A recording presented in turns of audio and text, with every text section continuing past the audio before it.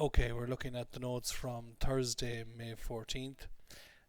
We had a quick look at some prepositions when we're talking about skills, examples, tasks at work, and subjects. We often use the prepositions at. So, for example, I'm not very good at maths, I'm not very good at gymnastics, I'm not very good at Latin. So, these skills generally refer to your skills at work and subjects in school. If you use a verb in this context, it's ing. So I'm not very good at fixing the TV. You can say I'm pretty good, pronounced pretty, okay, at dealing with software issues. Fairly, and the preposition is exactly like that. Fair, not firely, but fairly, like fair hair. Okay, I'm fairly good at dealing with software issues. So this is dealing with, but your preposition at here. So at dealing with. So this is where students often get stuff wrong. So I'm pretty good at dealing with, I'm fairly good at dealing with, I'm not that bad at dealing with. So here this is another more modest way. It means pretty good, but people like this as well. They often tend to go for this modest effect. And then here you'd say I'm not very good TVs. Now, earlier we mentioned something about this, and let's go down here. So we said when we're talking about soft skills, we often use the preposition with. So for example, I'm not very good with people. Now, this is used when you're dealing with people, relationships, objects, or animals. So for example, people, I'm not very good with people. I'm not very good with the elderly. I'm not very good with children. Or objects, I'm not very good with computers. Or animals, I'm not very good with horses. So if it comes under this people, relationships, objects, or animals, then you can use with. Okay. Somebody asked me there about relationships, and I don't seem to have an example in there. What did I mean about that? Well, for example, I'm not that very good with. Let me see. What would you say? Arguments, for example. Now, this doesn't refer to your skill at arguing. It refers to your emotional relationship with this. Okay, so I'm not very good with arguments. For example, if you're breaking up in a relationship, well, the noun of that is breakups. So if you don't know how to handle that in a relationship and you're not very good at it, then you'd say I'm not very good with breakups. Here's another one. If somebody doesn't like long goodbyes, we'd say I'm not very good with goodbyes. Now you'll notice there that there's a trend to make it plural in a lot of these situations. Not guaranteed, of course, especially if it's uncountable, but it can be used like that. Okay, so I'm not very good with arguments, I'm not very good with breakups. Again, not referring to your skill. So not referring to your skill, but your relationship with this. And really it's your emotional relationship to this. Okay, so that's how you'd define that there. Okay, and there'd be an example of these. So not referring to your skill, but your emotional relationship with this, and that applies to these three. Okay, so your technical skill at doing things would be at up here. Okay, so I'm not very good with TVs. That means your emotional relationship with TVs. You don't know which button, which remote to use, but you might be good at using a computer. She's pretty ugly. So we said that there's only one preposition that the adjective pretty can't be used with, and it's this word, she's pretty. You can't use it twice. So that would be a mistake. Okay? So you make sure that you wouldn't use that. So she's pretty ugly. That's a terrible thing to say about somebody, but it is technically correct. She's pretty is incorrect. You can't say that. Now, to be very good at is another formal version that is core competencies. And it's like we don't say competencies. It's competencies, and the stress is on come. Okay? Other pronunciation issues that came up in that class were hotel, not hotel, not exam, but exam, and it's a little bit elasticated, and it's not I have to go to the bank, it's I have to go to the bank. So the pronunciation of this word of course, because it's international, a lot of our cousins say bank, because in the home language it's like that, in your mother tongue, but in English it's a very nasal sound, so it's almost like bank. A common mistake, I'm not very good in maths. That's a common mistake, and one of you brought that up in the class. Absolutely delete that from your system. Why is it so common? If you think about it in your own language, in many, many languages, the preposition you guys use in that situation is in. Okay. How about leadership, one of you asked.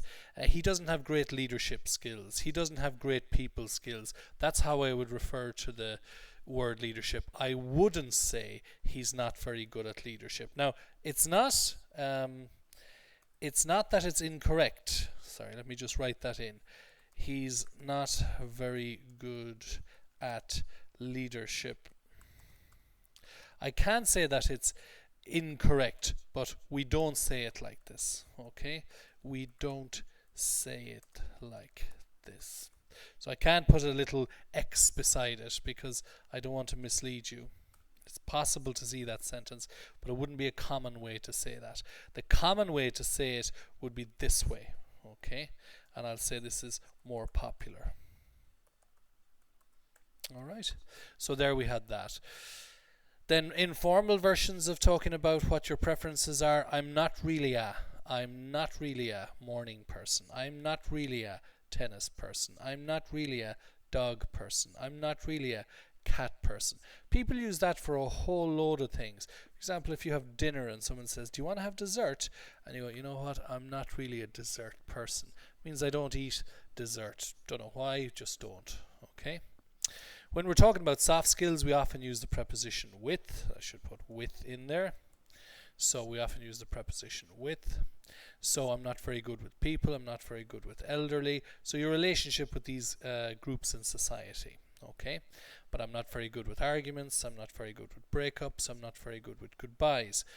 So it's not talking about your skill here, but your emotional relationship to it. Student question came up. I'm not very good on the technology or in the technology, and the answer, of course, is neither, and a big exclamation mark there. Okay, why? Well, because we don't say that. It's just incorrect. Both are wrong. I'm not very good with technology. That means it makes me nervous. I get flustered and a bit worried when I have to deal with technology, but I'm not very good at mechatronics. This refers to your skill, and this refers to your emotional relationship to it. So if you're good with people, but you don't like using computers because they make you nervous, and that's an emotional response. So that talks to your emotional relationship to that. Okay. Moving swiftly on. Quick article rule. When we're speaking about nouns in general, we don't use the. So kids love toys. This means that all kids love all toys. Okay? Does that mean I can't say the kids love the toys? Yes, you can, but it means you're speaking about specific children, and these are yours, for example, and specific toys, for example, the ones your mother bought them. Okay? The kids like the toys. Somebody asked what's the difference between like and love. Just a degree, intensity. Like is like 40% strength, and love is 80 to 90% strength. Okay.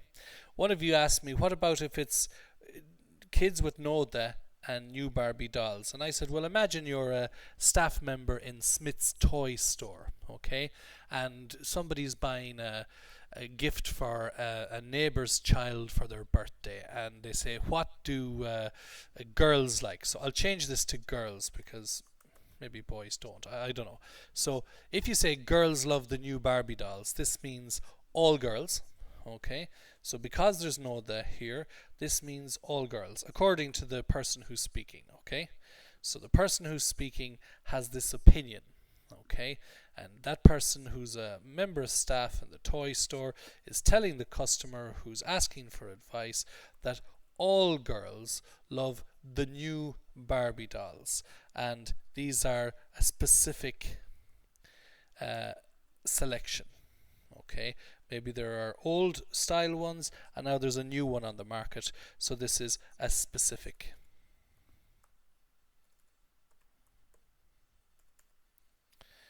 specific. It would be good if I could spell that, okay? So a specific selection.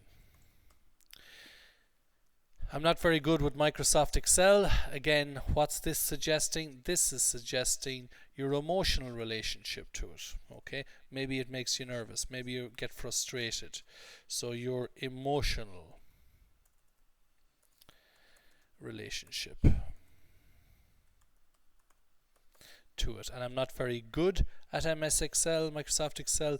This is talking about your skill at it. All right, so there's variations there with it, but important to get that right. Some idiomatic expressions that came up was cranky pants. This means a grumpy person. One of the students put in a note, I wouldn't like to be called grumpy. Of course, yes, it is negative, but it is rather mild. We tend to use it with people we love, like don't be so grumpy. Oh, you're a bit grumpy this morning. It's not a phrase, there's a lot of sugar in that phrase, and there's more sugar in grumpy boots, cranky pants. Okay, these boots and pantses, these are added. Sometimes people think this is only for children. Oh no, absolutely not. This is a kind of sugared lubricant that goes into your language, and it makes your criticisms of good friends and colleagues softer, gentler, friendlier. Okay. And another idiom that people often use is somebody got out of bed on the wrong side this morning. And that's a perfect example of, even though it's long, you've got to sing it.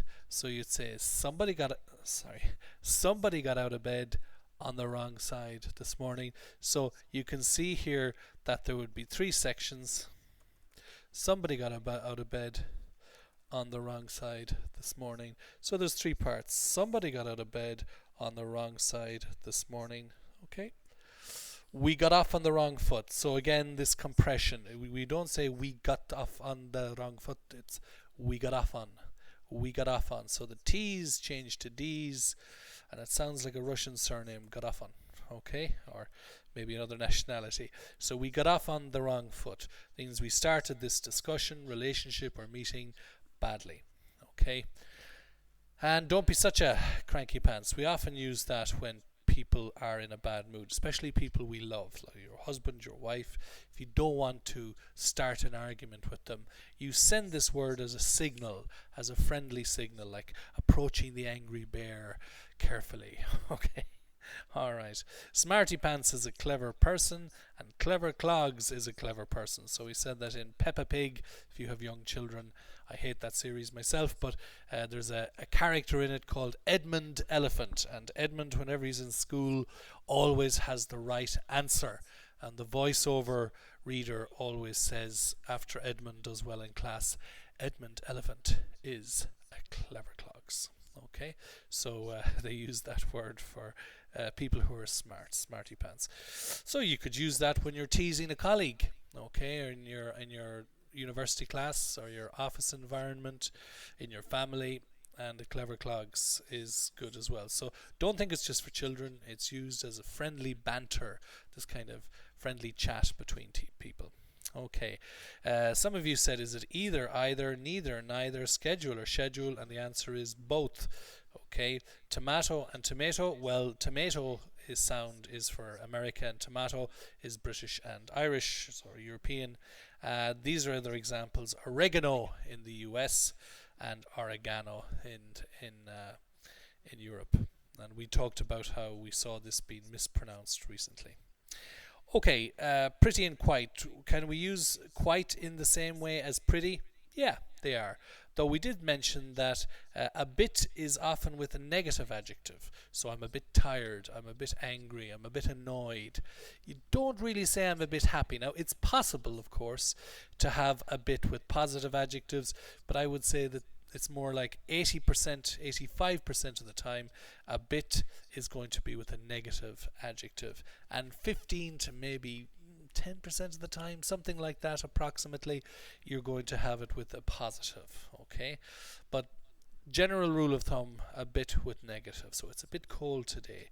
If you say it's a bit hot, you're complaining. Okay? A bit advanced. Well, advanced is positive, isn't it? Well, if you say I'm a bit advanced for this group, it means you're complaining that you're clever clogs. You're a smarty pants and too good for this group. Okay. And then we saw a bit tired, a bit advanced, a bit too friendly. Very negative. When you say a bit too, it sounds suspicious or not good. So, for example, if you say, I want to go out with a tall guy, I like tall men, and then we arrange a date for you with the tallest man in the world, you say, okay, hang on, he's a bit too tall. Okay. Well, you say shorter. So then we say, okay, we get a shorter guy for you. And then we get the shortest man in the world. And you said, no, well, he's a bit too short. Okay. So then we had a bit of a and a bit of an and a bit of. Let's just put that in as well because it might be uncountable. Okay. These are used with nouns. These are used with nouns. Now, the pronunciation for this phrase is not a bit of a. Would you like a bit of a sandwich? Would you like a bit of a pizza, for example? It's a bit of a. And if it's an, he gave me a bit of an apple. So a bit of an apple. Okay? So a bit of a bit of an, and if it's uncountable, a bit of. So it needs a bit of salt. It needs a bit of sugar. Okay? And a bit of can also be a bit of. So when people are speaking and you hear this, you might not catch it, okay? And if you start implementing that into your language usage, you are immediately making your language more fluent. Kind of is often compressed into kinda, and excuse me, it's often compressed further into kinda. I'm kind of peckish. I'm kind of tired. Peckish is a little hungry. Means you'd eat a little bit, like a small sandwich or something. Sort of changes to sorta, and the spelling then is sorta. So you'll often see that in messages, but the pronunciation is sorta. Okay, not sorta. All right. Little is pronounced like our shop Lidl. Okay, some people say Lidl, but most of us say little. I'm a little tired, so we don't say a little. Nobody says that. No native speaker says that. So you could very easily implement that into your speaking and make your English much more natural. Another example of US and American or European and American pronunciation is this word. Aluminium is the EU, like the British-Irish pronunciation, and aluminum is the American-Canadian pronunciation. Another idiomatic expression we saw is asleep at the wheel. That means not paying attention to their job. Very popular for politicians, economists, banking regulators, those kind of people. So the government was asleep at the wheel. The Prime Minister was asleep at the wheel. And somebody else gave me an example there from the group. This particular module is a significant contributing factor to the maturing process in the sense that it can help create confidence in my personal and professional development. And that was very, very good. Remember, you have to use is a significant contributing factor. I think that might have been dropped. And that leads us back to the video, the other video in this section, talking about causal relationships. The devil is in the detail with these small little things like is a significant contributing factor to. So watch that. Students often drop these from time to time. So that's everything from our notes from Thursday. What date was Thursday? It was Thursday, May 14th.